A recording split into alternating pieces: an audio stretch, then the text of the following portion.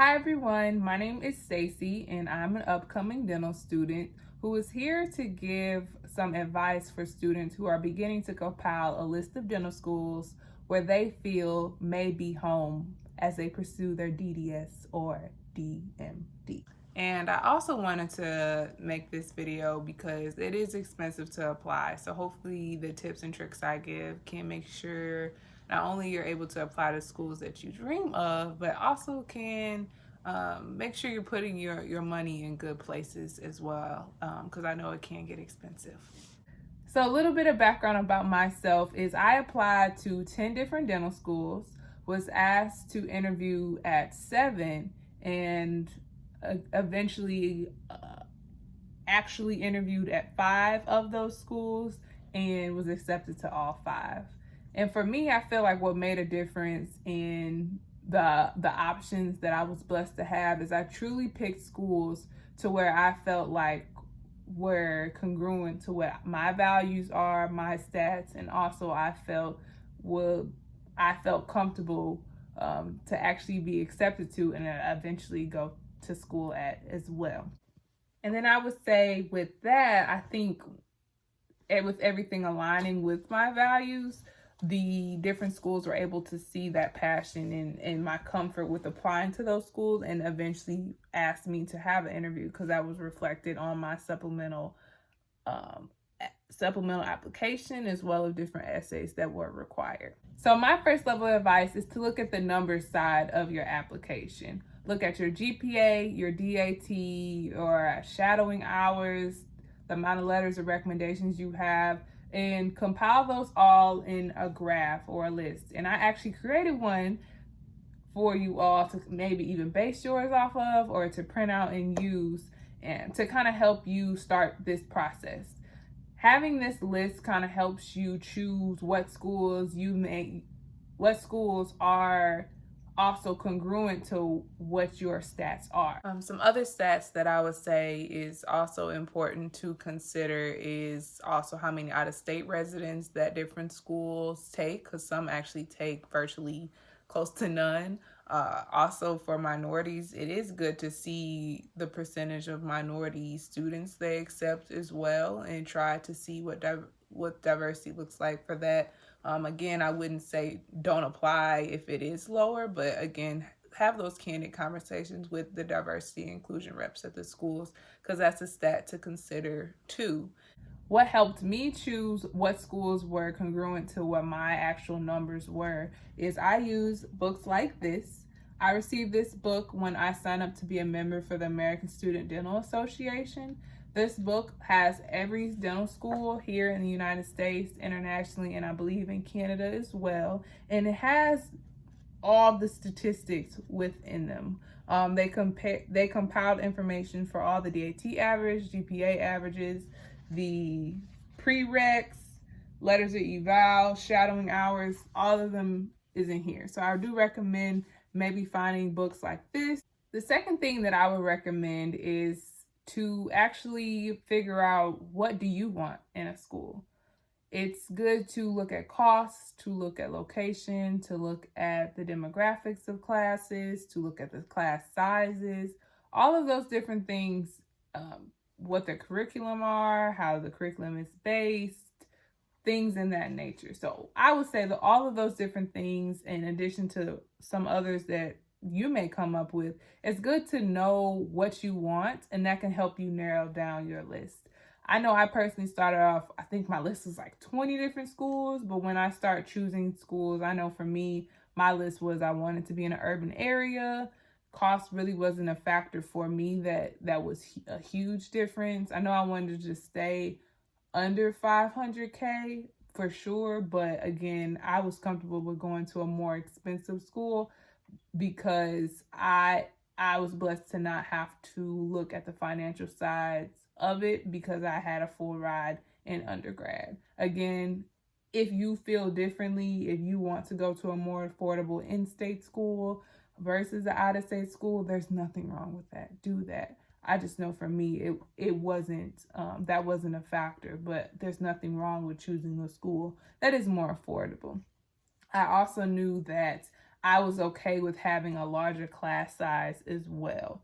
And my thing, I just had to look at the student to teacher or faculty ratio and seeing how schools that did have large class sizes was able to have a more personable experience with their faculty and staff. And if that was the case, again, I was comfortable to go. Other people may feel differently. Other people may want smaller class sizes. So it's good to just know what you truly want. And I will also say it's important to consider if you are interested in specializing in schools, if the school that you may be applying to has that specialty program, because not every school has every specialty, and sometimes it is good, especially if you like the area or do fall in love with the school. If you have the specialty program, sometimes it's good to transit. It's easier to transition into it, but a lot of people actually go to other specialty programs that's outside of the school. So even considering those stats is important as you begin to compile, like, what are your things that you like, is, do students, are students, like, what is the percentage of students that are getting into specialty programs?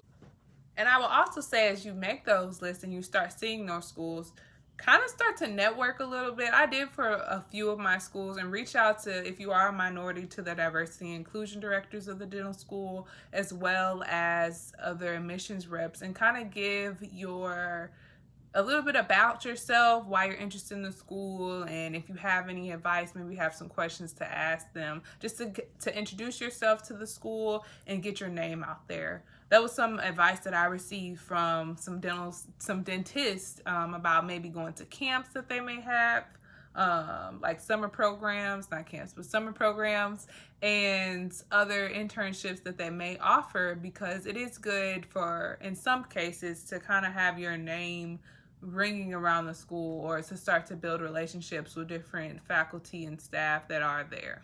My last bit of advice, and I try not to go on a tangent, is to know that aside from what schools' numbers are, aside from what the school actually possess and those things, is to know not to shy away from a school just because the average is higher than yours, or the DAT scores are not, or higher than mine or lower than mine. It's good to know that you are unique. Dental schools really do look holistically at your application. And if you truly feel that you deserve a spot in that class based off your application, apply. Know that an average means there's high GPAs and DAT scores and shadowing hours, and there's lower GPAs, DAT scores, and shadowing hours. Again, talk to students who are there, talk to admissions, and see what they say. But at the end of the day, choose schools that you feel you will be happiest in. I remember reading Student Doctor Network, and it was a friend, and one got an 18 on her DAT, one got a 21, one's GPA was a 3.4, one's is a 3.0, and they both got into the same school. So it's important to, again, understand that if you are unique, you are worthy of getting into whatever school feels that you deserve a spot. And if they do feel that way, and they do look holistically at your application, and they do invite you for an interview, know that's because they see the value in you, rather than, and if another school doesn't, then maybe that's not the school for you. And so I just really want to emphasize that, especially as a lot of people begin to apply, as they begin to, again, figure out their DAT and may feel some type of way about their application. Yes, get advice from other people, and every person is different. Some people shouldn't apply to this school or shouldn't apply to that school, but at the end of the day, everyone is unique, and schools like a variety of different types of people. And if you feel that school doesn't have a variety, maybe that's not the school for you, and that's okay. And then my last, again, kind of tangent of advice is to understand that you are the one that's going to have to spend 4 years at a school. You need to not only be happy and comfortable and excited about the school, but also what's surrounding the school. You will, and it's important to have a social life. It's important to if you want to be close to family, to have access to maybe an airport or to drive, if that's a stipulation that you do have. And so looking at all those factors, just know as you're picking, and if you are blessed to have a decision, is to know that this is for you. The best advice that I received when I was deciding what school to actually go to was from a student doctor friend of mine. And she told me that at the end of the day, every school that is in this book or you are able to apply to has been approved to produce dentists who deserve and have the right to have a DMD or DDS at the end of their name.